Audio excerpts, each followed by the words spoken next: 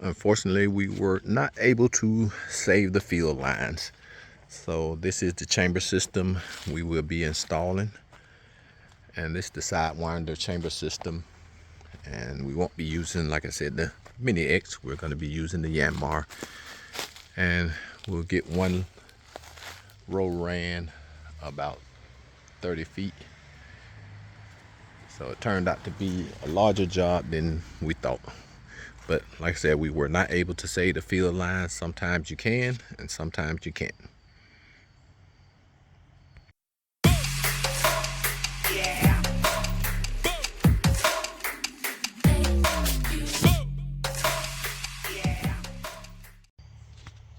So this is where we left off. So we did find roots, of course, in the septic tank field lines. And we did put a filter on the outlet. So what we're gonna do is connect to this PVC and turn it at a 90 or 45. We're gonna basically go and put in chamber systems from here down through here.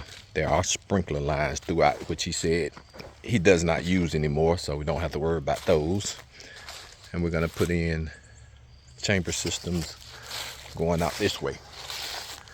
The field lines that ran, and as you can see, they were basically full of roots.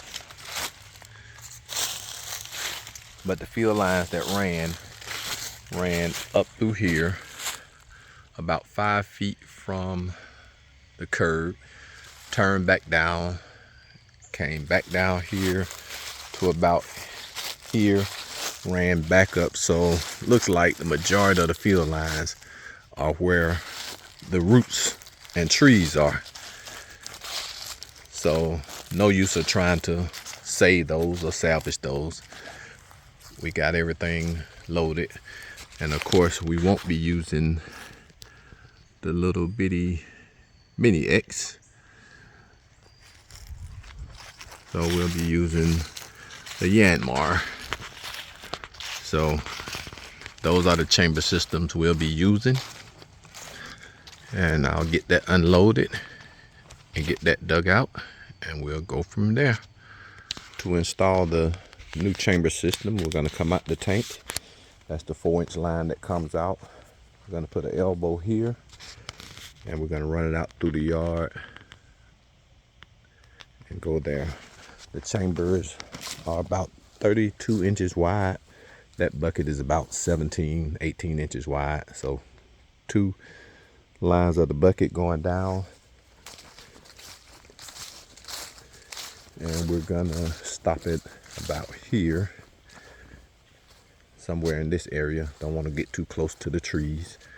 So that's what we're looking at. About 30 feet of chambers, 30 to 40 feet of chambers. But we'll see once we get out here.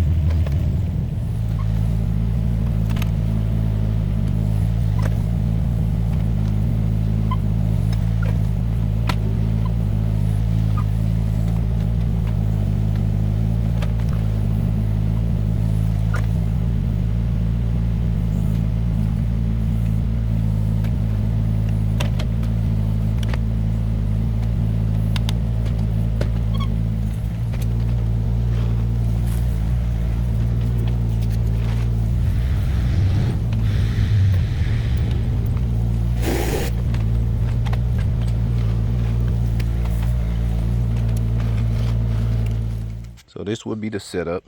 Just got it temporarily put in. So we'll go from there, get everything leveled and filled in, and then take that trench all the way out there. So right now just checking the depth and the width. Ran into a lot of boulders on this side, so I'll hand dig just to get that one set. And once I get that one set, that'll tell me my depth and width that I need to stay at. But that was the old field line, as you can see, leaking right there, and that's the gravel that's in there. So you see it's starting to back up, or water starting to back out. So let's get this finished up.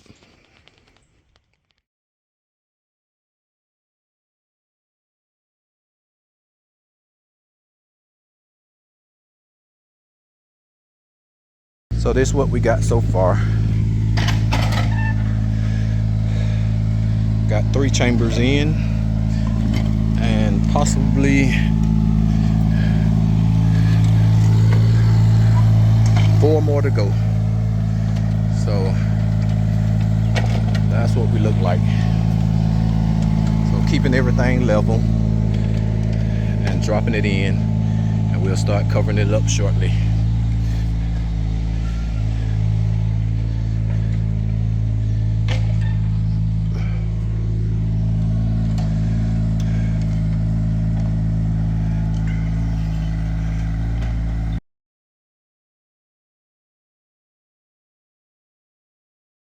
Here is one of the older field, well, that's the field line there. And you can see it's completely stopped up. And it runs, like I said, from up the street. And that's one that comes back. So it zigzags all the way up by the pine trees near the curb and comes back. That was another one there. And you can see definitely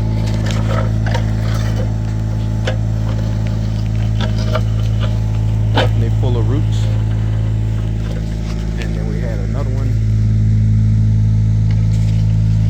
right there. So it zigzagged 3 times so far across the yard. But the only part that was working was that little section right there.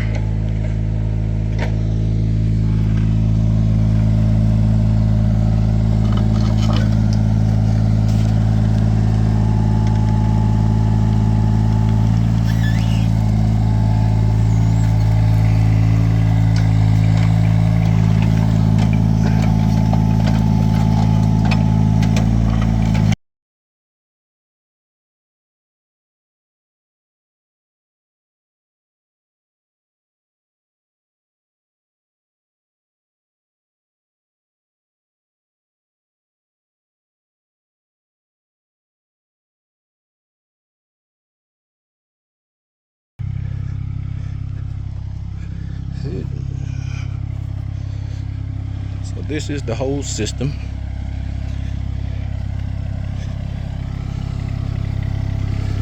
It's got the end cap at the end,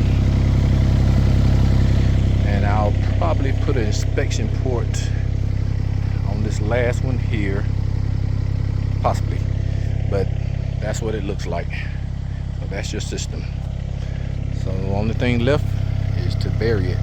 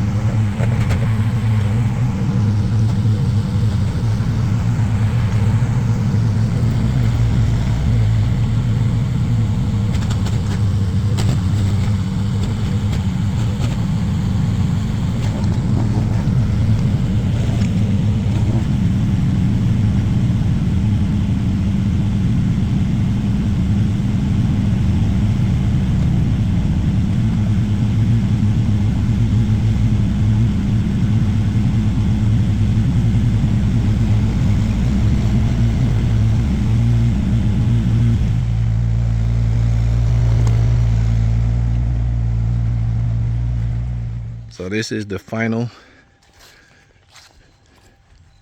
So we got everything closed up. All the chambers are installed. Got it graded back off.